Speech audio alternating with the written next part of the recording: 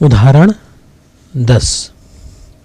एक समांतर श्रेणी का पीवा पद Q और Qवा पद P है, तो श्रेणी का Mवा पद ज्ञात कीजिए। हल। मान लीजिए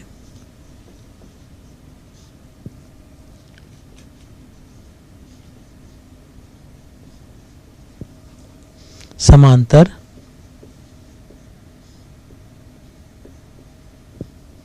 श्रेणी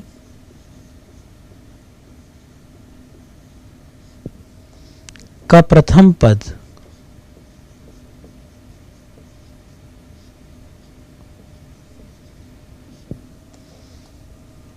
A और सार्वंतर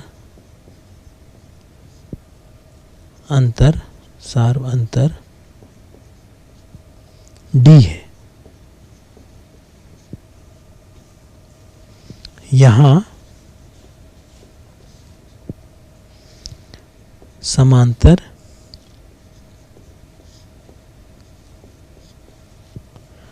श्रेणी का पीवा पद प्रश्न अनुसार Q दिया है, इसीलिए हमारे पास सूत्र A धन n के स्थान पे हम लिखेंगे P ऋण 1 कोष्टक बंद D। हमने यहाँ सूत्र लिया है A धन n ऋण 1 कोष्टक में गुणा D बराबर n के स्थान में हमने P रखा है, तो A धन P ऋण 1 कोष्टक में गुणा D बराबर Q। इसे हम समीकरण 1 मानते हैं।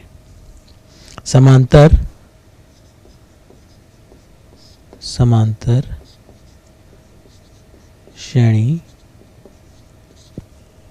का Qवा पद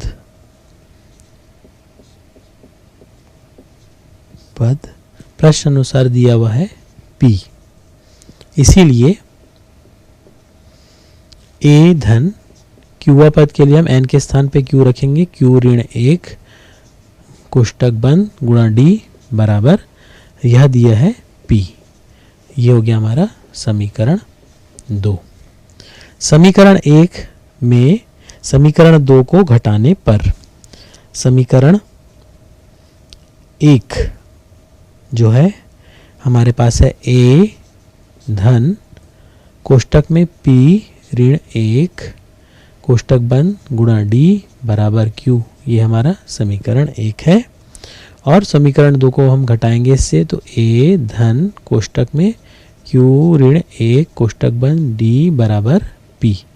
इसे हमें घटाना है, तो घटाने के लिए हम दूसरे समीकरण के चिन्हों को बदलेंगे। धन के स्थान पे ऋण, यहाँ यहाँ धन के स्थान पे ऋण और यहाँ पे भी ऋण, तो A ऋण A शून्य हो जाएगा। इसी प्रकार से यहाँ पे इसको घटाएंगे, तो हम इसे कोष्टक में लिखेंगे। कोष्टक में हम लिखेंगे पहले P ऋण 1, D को उभयनिष्ठ ले लेंगे, ऋण घटा रहे हैं तो ये इसका चिन्ह बदला तो ये ऋण, और दूसरे कोष्टक में Q ऋण 1 कोष्टक बंद और बड़ा कोष्टक बंद, और उभयनिष्ठ हमने D सर्वांतर D को उभयनिष्ठ निकाला है बराबर Q ऋण P।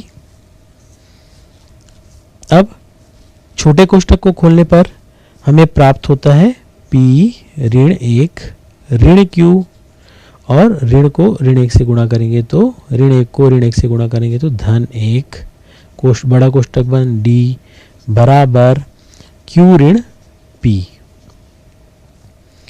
अब ऋण 1 और धन 1 कट जाएगा, तो हमें कोष्टक के अंदर मिलेगा P ऋण Q कोष्टक बंद D बराबर, यहाँ पे फिर हमें प्राप्त हुआ Q ऋण P, या D बराबर, यहाँ से हम ऋण 1 को उभयनिष्ठ निकालेंगे, तो ऋण 1 निकाले हम ऋण लिखेंगे और 1 को छोड़ देंगे, और उसके बाद हम ऋण, क्योंकि हमने ऋण 1 को निकाला है तो पहले धनात्मक संख्या यहाँ p बन जाएगा और ऋण 1 को निकालने से ये धन q जो है ऋण q बन जाएगा, बटा इसका पक्षांतर करेंगे तो p ऋण q।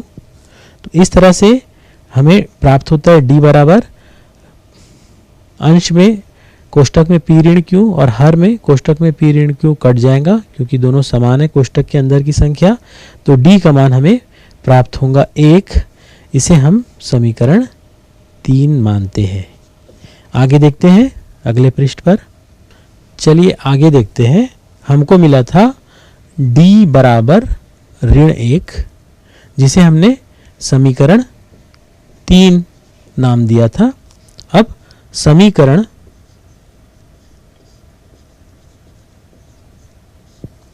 3 से d का मान समीकरण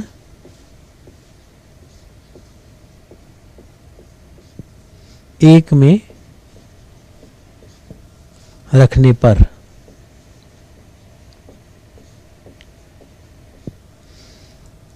हमारे पास समीकरण 1 जो था वह था a धन कोष्टक में p ऋण 1 कोष्टक बंद गुणा d बराबर q। इस पहले समीकरण में हम d का मान रखेंगे। d का मान हमें ऋण 1 प्राप्त हुआ है तो हम लिखेंगे यहाँ पे a धन कोष्टक में p ऋण 1 कोष्टक बंद, और क्योंकि d का मान हमें ऋण 1 मिला है तो उसे हम कोष्टक में ऋण 1 लिखेंगे बराबर q, या a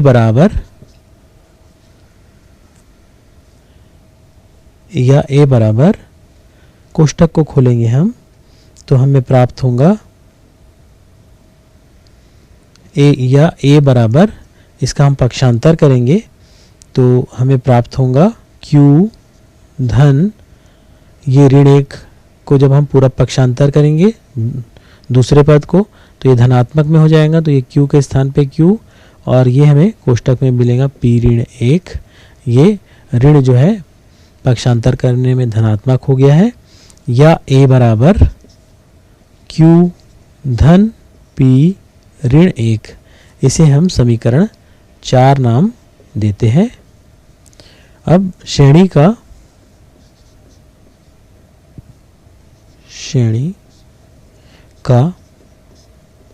mवा पद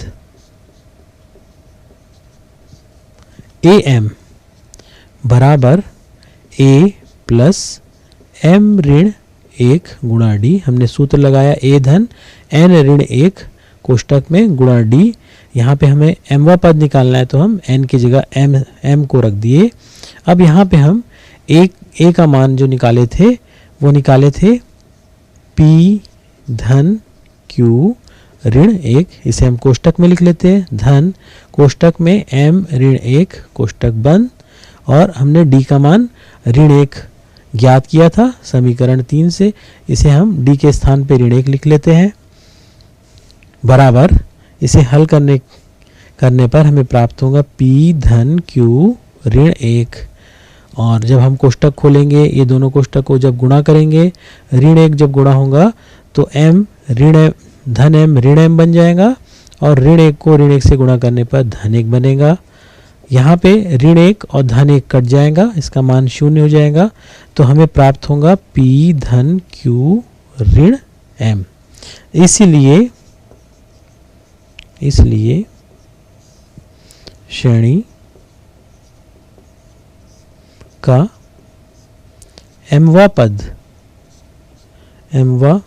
पद जो है उसका मान है p धन q ऋण m।